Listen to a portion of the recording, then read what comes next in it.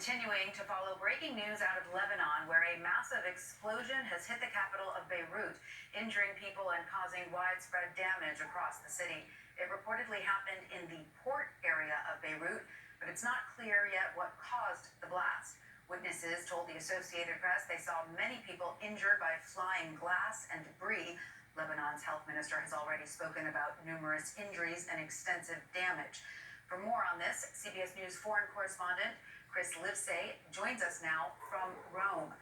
Hi, Chris. What more can you tell us about the potential source of this blast, or was it actually two explosions?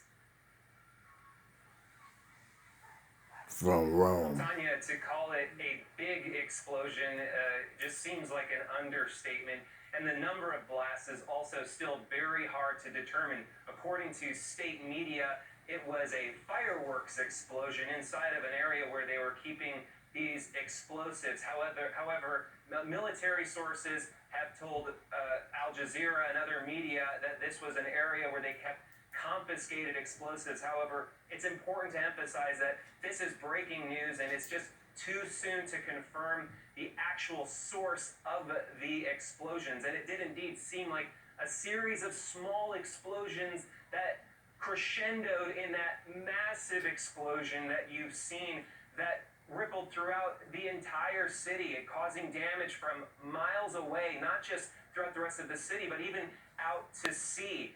Sailors, fishermen who were out fishing, videotaped the explosion and even felt the shock waves. Shards of glass ripped through the city, causing immense damage that is just too hard to tally right now. Hospitals are having a hard time dealing with the wounded and indeed are calling for emergency blood donors to now step up.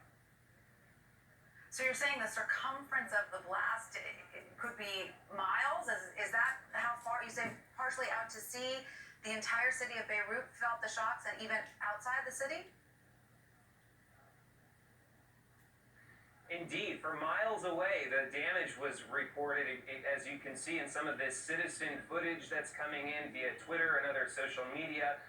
You can see just how quick the speed of light is compared to the speed of sound, because the explosion hits and then many seconds go by in some cases before the actual shock waves hit the people who are taking this citizen footage. So again, it's just very hard to overstate the intensity of this blast, which left an enormous mushroom cloud in its wake. And indeed, we just don't know how many people have suffered, how many people have been injured or killed by this blast, which couldn't have come at a more sensitive time when there were already various political explosions taking place in the midst of the coronavirus outbreak. There is an economic turmoil that is just unparalleled anywhere else in the world right now. The local currency has collapsed, and this comes just before the UN was preparing to release a verdict on Friday in the case of the bombing that killed former Prime Minister